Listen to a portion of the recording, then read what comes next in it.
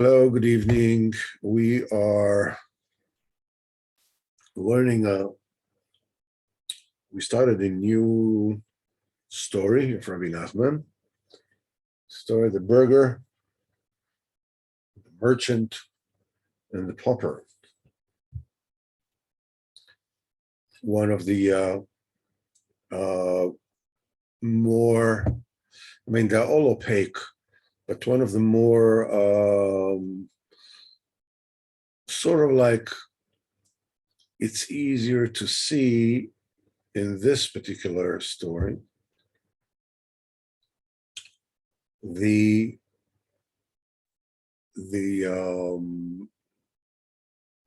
way the history actually evolves all the way to the Geula. It has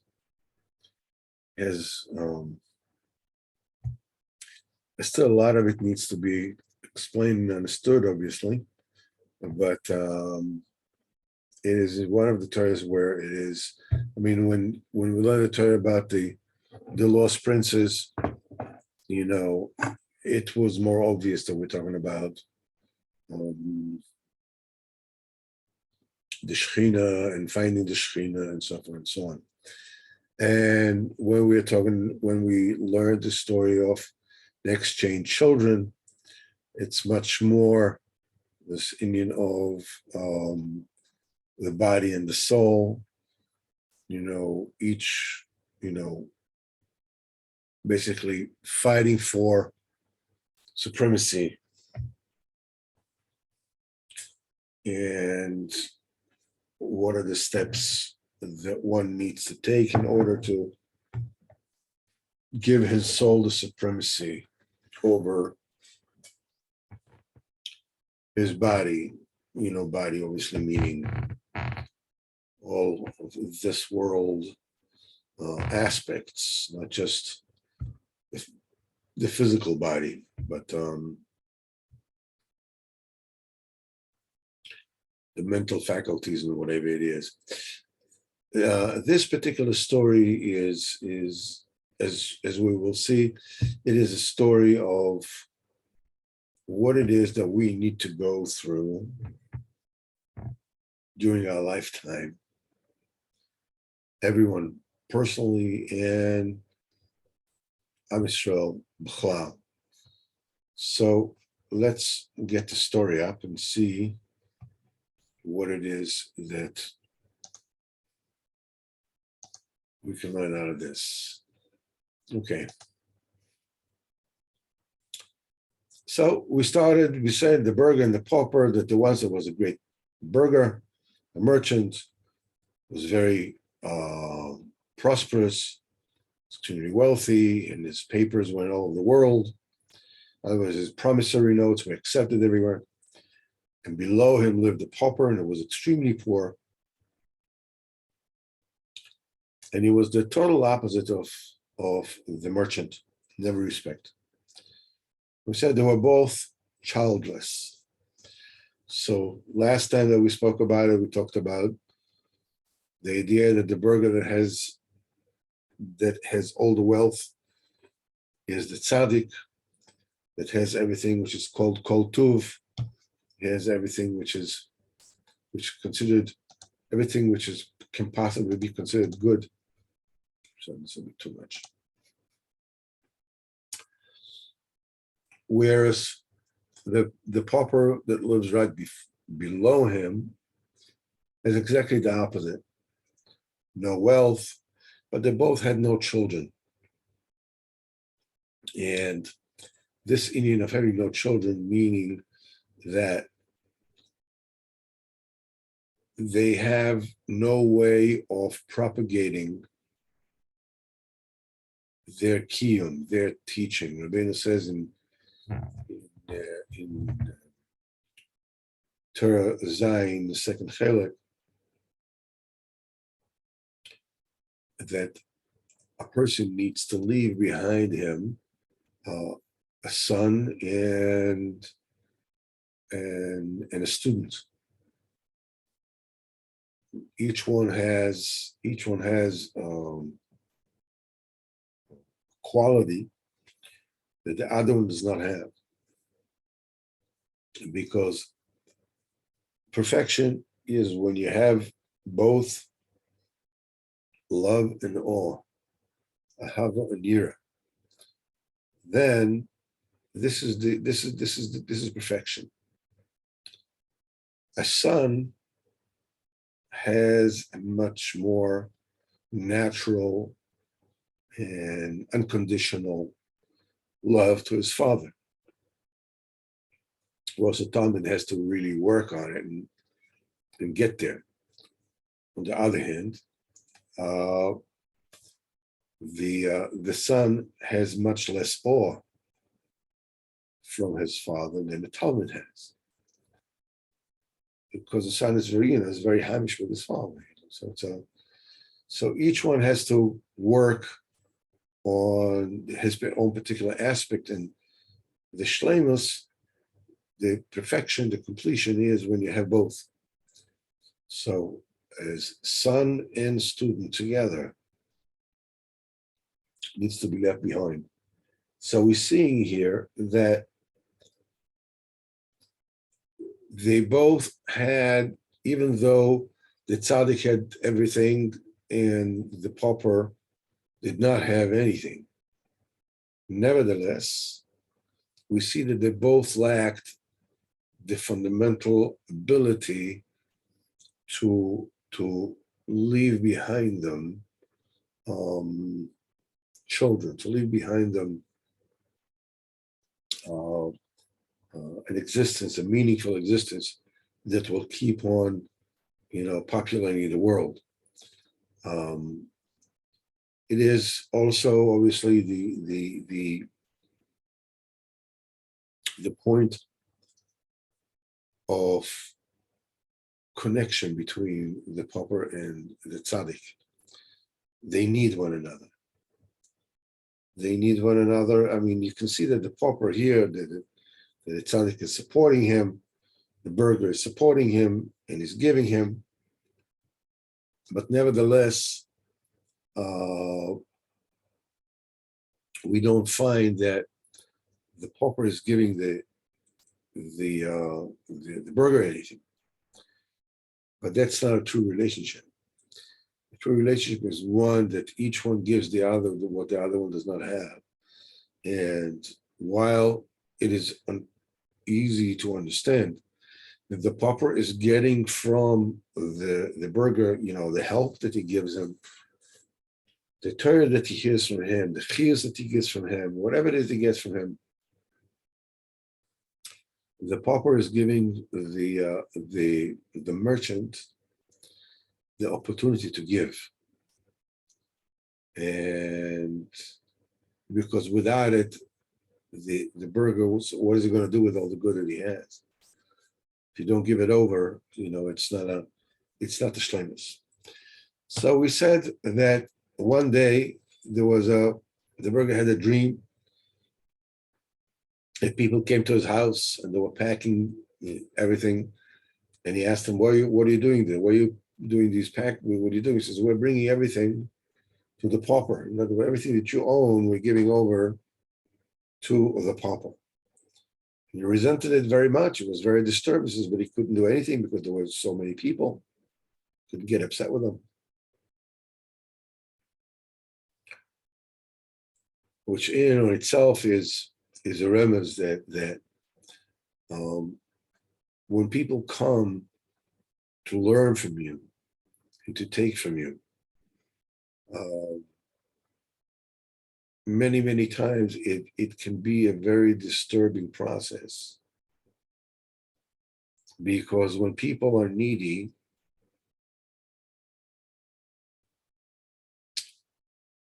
the last thing that they tend to be able to observe and to actually internalize is how somebody else feels while that is going on. Some people are more sensitive, some are less sensitive. And it's very, people are very close to themselves, and they're very much aware to, I'm very much aware of to how I feel and how things make me feel and so on and so on. But I literally have practically no idea whatsoever how somebody else feels. I see how they react, but I don't know how they feel. So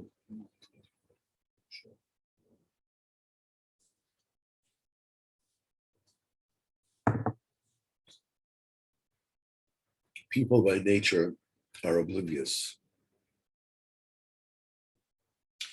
They have to be able to interpret the signs that are coming their way. But this is not something that comes naturally to them. It's not an easy thing.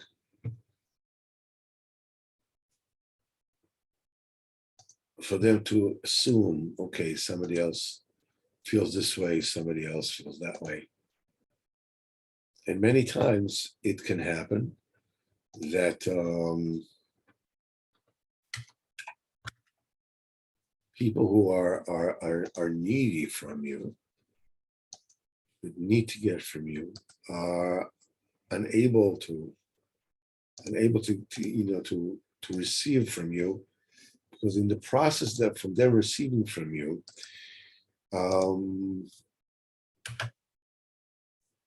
they're annoying you. They're being. I don't think that you need to explain this too much. It's pretty self-explanatory. And the thing is that if you're talking about somebody specific that is behaving improperly, you can talk to him. Sometimes you can even, feign being upset in order to bring the guy up short and for him to realize that he is going over the line. Even this needs to be done with great care. But when you're talking to a lot of people, as we can see from the story, you can't do that. You can't, people are not going to understand that. People are not going to take it personally. Just thinking, okay, this guy is, he's a nervous wreck and we can, So even though you see that they're coming and they're misusing the stuff that they're getting from you, you have to keep your cool. When we see that it says that they cleaned them out and they left nothing but the bare walls. But they left the walls, meaning that the structure is still there. If the walls are still there, then it can be refilled again. So, and we said, okay, then after the Pauper came to them, he used to give them things. He used to remember all the dreams because it seemed to him that everything that he has, all his Torah, all his Kedusha, whatever it is going to be taken by the Pauper, is going to be taken to the Pauper, means it's going to be distorted. It's going to be cheapened. It's like the Torah de Baal Shem Tov is going to be given down, to, like Hasidic courts in which the even though they're very, very important in keeping the Jewish people, acting traditionally and dressed traditionally and so forth and so on. Nevertheless, that's not the Derech Baal Shem. This extraneous pomp and circumstance. It's wonderful in on its own, but that's not the Derech Baal Shem. That's not the Derech of the true tzaddikim. It does not have, the the inner content of the true tzaddik. Here is going to be taken. So the wife of the pauper came, and he gives her, and his face changes. And so she asks him, why whenever I come to you, I see your face changing. She says, I beg your pardon. But whenever we come to you, your expression changes very much. So he tells her about the dream. So she says to him, did it happen in that particular night? She says, yes. She says, what are you worried about? And that particular night, I also had the dream. I dreamed I was very wealthy, and people came to me and took everything and brought him to. They called the Pauper. In other words, they called the Burgher. They called the Pauper now in the dream. So, it's nothing. It doesn't mean anything. Now he became even more scared. He became even more scared because it seemed to him that what's going to happen here now is that they're going to take all his madrigas and they're going to give it to the pauper, and they're going to take all this poverty, all this emptiness in the life of the pauper, they're going to bring into him. And he becomes very perplexed by that. In other words, what she's telling him is, even though the Torah of the Tzaddik Emes is going to be brought down to people who do not understand what it is that they are talking about and what this whole thing entails, nevertheless, it's going to change them. It's going to change them. They're not going to remain the same. They may not have the kind of madrigas that you want them to have, but they will change and they will ascend. And when they ascend, they will enrich you, because everything that you do, every good word that you speak to anyone, any chizik that you give to anyone, will ultimately, becomes a badge in you. In other words, it is the beginning of your having children, your having continuity. But nevertheless, he was still very, very worried. And he was extremely frightened. Who knows what's going to happen till Mashiach will come? We have a government that everybody knows what's going on with it. So who knows what's still going to happen? So we go to a different phase of this particular story. One day, the Burgher's wife took a trip by coach. Here we're talking about the Burgher's wife. These are the Talmidim of the Tzaddik. And she took with her other women. She also took the pauper's wife. The Talmidim of the Tzaddik are bent into, on giving whatever it is the Tzaddik has, to give it to everybody else and to help them with their journey. And they went on their excursion while traveling. A general and his army passed through. And the turn of the road as the army passed. And the general saw that women were traveling, and he gave order that one of them should be taken. And his men went and took out the pauper's wife, forcing her into the general's coach. And they left with her. And there was no way that she could be rescued, since they were soon far away. And B, the general was with an army. And so the general took her back to his land. And she was very God-fearing, and she refused to listen to any of his entreaties and wept very much. They implored her and wooed her, but she remained extremely God-fearing.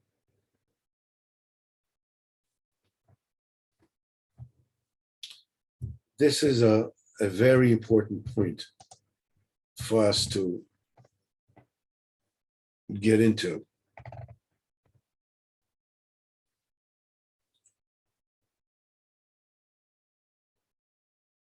When we start on our journey in Avodas Hashem, we're going up the Yaakovs Ladder, going up to the Shemai.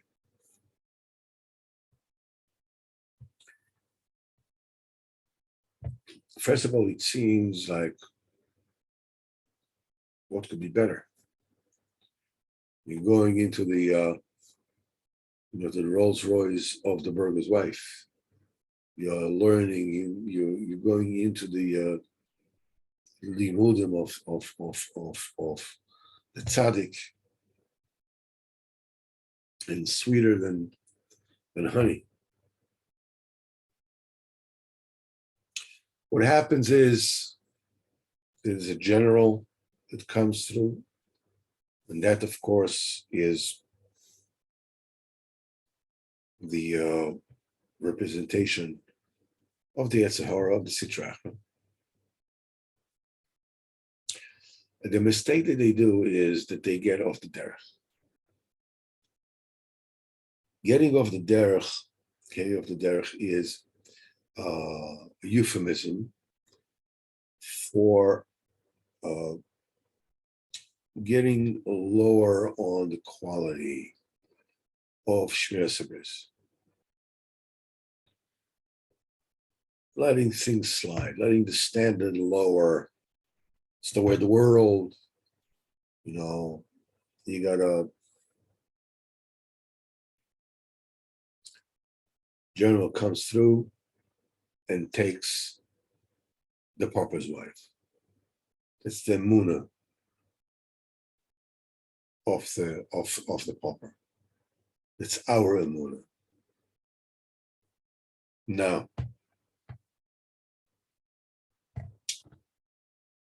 it really is a very deep and very profound union, as Rabbeinu says in Torah Chafei 25. There really are 3 stages to getting to going up on the ladder of Avodas Hashem. The initial state is a state where we basically live wrapped up in the power of imagination. Today there's a better word for it. It's called, we live in a virtual reality.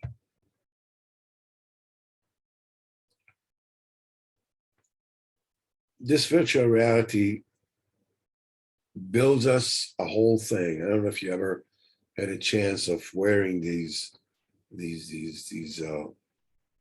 glasses of virtual reality. They have this like a place of the Mikdash, so you can take a look. You like you're inside this Mikdash, you're looking up, you see this, you see that, you see the whole thing.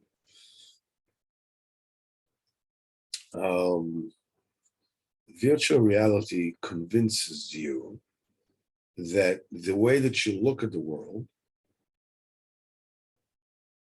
is normal and realistic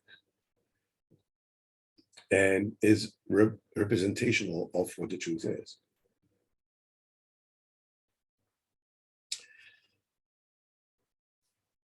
Being more is too much. I mean, it's not really, you're not, it's being fanatic. It's being less, well, that's not enough. I mean, you're not even in the ball game, You can't win the game unless you get on the pitch, right? On the field. Then you have that which is up, that meant for, people that is much higher than me. Then you look low, and this is meant for, these are primitive people. These are very simple people. It's not my style. It's not my level. And the whole thing is fake. The whole thing is fake. The Yetzer Hara is telling you that you can't start being an Ovid Hashem at age, whatever age you are, 20, 30, 40, 50, 60, 70, 80, whatever. You can't start, all over again. What are you talking about? And it's pure nonsense. Rabbeinu says that every person has to extricate himself from this bubble, this hypnotic trance. Rabbeinu calls it break the heart of stone. And get up, go up to it, go to Seichel, what the Seichel Amiti is, what the real wisdom is, what life is really about. There is Olam Hazeh, there's Olam Haba. And whatever it is that I do in Olam Hazeh, I'm ultimately going to be judged for, paid for, and be paid also. For the good, you get good. For the bad, you get bad.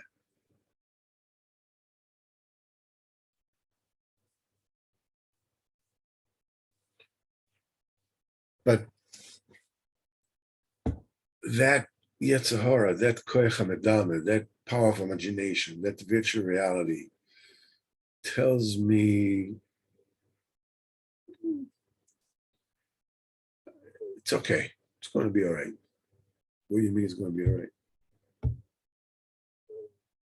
Somehow it's going to be all right. So you take a look at pictures that you shouldn't look at. You don't mean to, you want to look at art, before. But you see it, what do you think? The look gets into the eyes. Once the look gets into the eyes, it gets inside.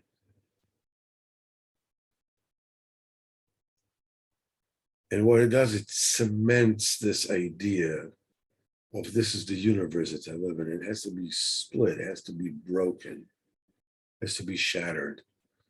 For you to go up to know, okay, reality is I should not be looking at what I should be looking at. I should not speak to whoever I should not be speaking to. I should not do whatever it is I shouldn't be doing. But then I live at a certain kind of, I still live in this world of imagination, but I know it's not the real one. I know it's not the real one. Listen, I'm used to it. It's the power of inertia. It's what I'm used to, but I know that it's a great thing. I know it's not the real one. This is called when the wisdom it's in a state of potential. You're still not using it, but it's a state of potential. The second stage is where you start using it, you start thinking about it, starting to find ways and means how I can kasher my home, how I can do with this, how I can deal with that, and whatever it is, and this is when you're taking the wisdom from a state of potential to a state of, you potentiate it, and it gets into state of actuality. You actualize it. But nevertheless, you're still in a state of war, constant. You're up and down and back and forth, and sometimes you succeed, sometimes you don't.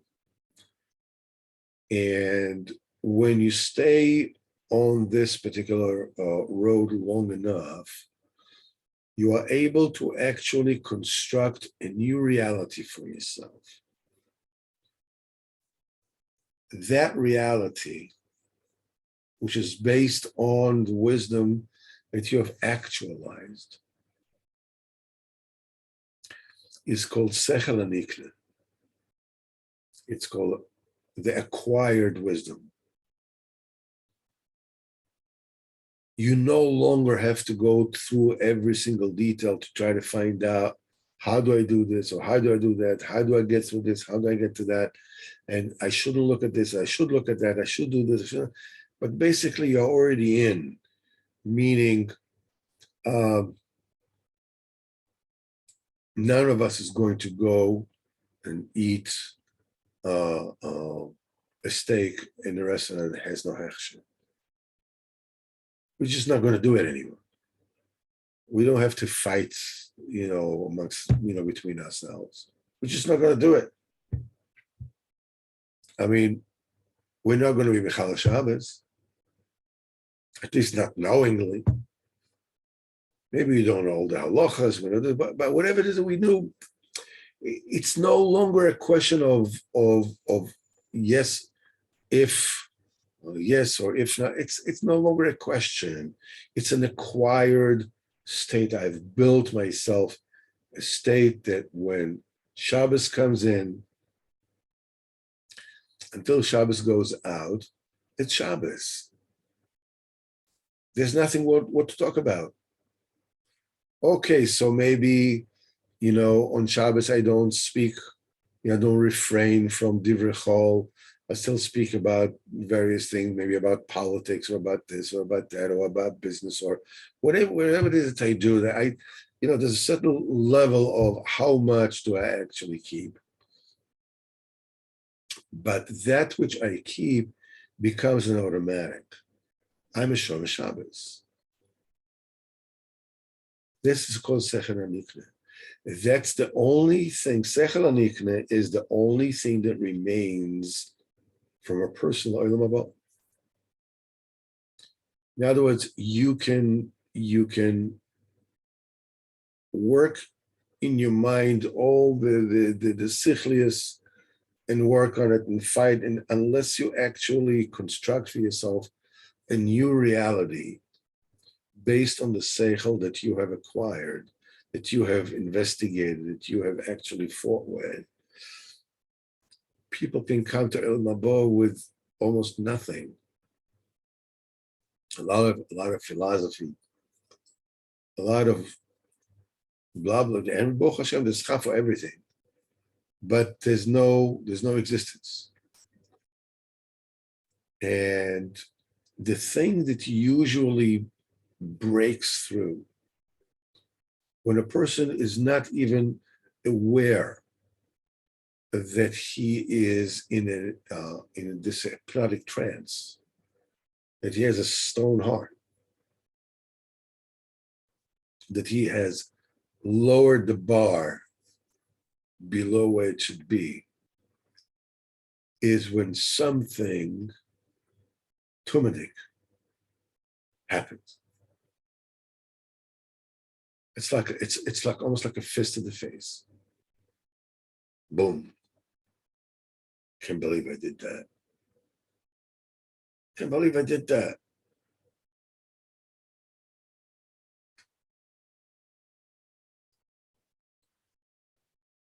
When you are hell-bent all the way to get to HaKadosh Baruch Hu and get to Yiddishkeit and to make, to go up on the ladder of Tzidkis, and you're just traveling, blind as a bat to the fact that you are way off kilter. The way that they wake you up from Shaman is through a shock. Supposedly a shock that you can't overcome. Here's a general taking out a woman. Here's his armies. He's gun. What can you do? So what we learn is that when the Yetzer Hara has taken us and taken us over, the thing that we can do to withstand this overwhelming odds is to cry.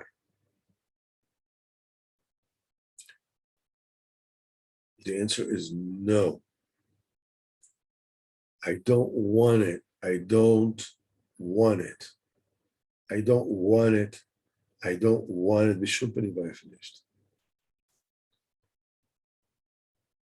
The Yetzer Hara can take each and every one of us and wrap us very easily around its little finger. It is smarter than any of us, way smarter than any of us. But we can withstand whatever force that Yetzer Hara has. And that power of imagination is so powerful.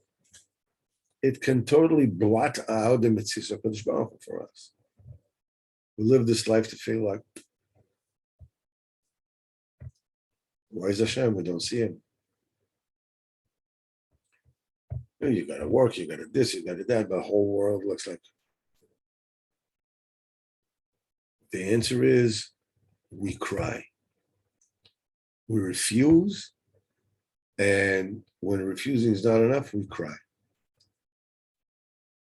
As long as you lament and you cry and you don't want, no matter how far away it took you, no matter how desperate a captive you are, as long as you keep on protesting that you don't want it,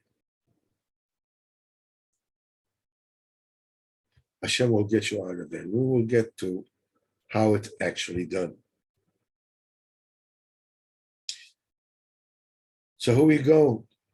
Tonight we counted 45 days to the Omer.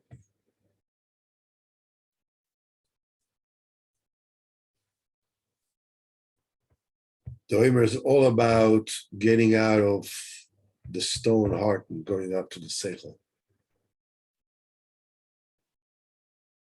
It began with 32 days, 33 days in which the students of Rabbi Akiva were dying. We're talking about 900 funerals a day.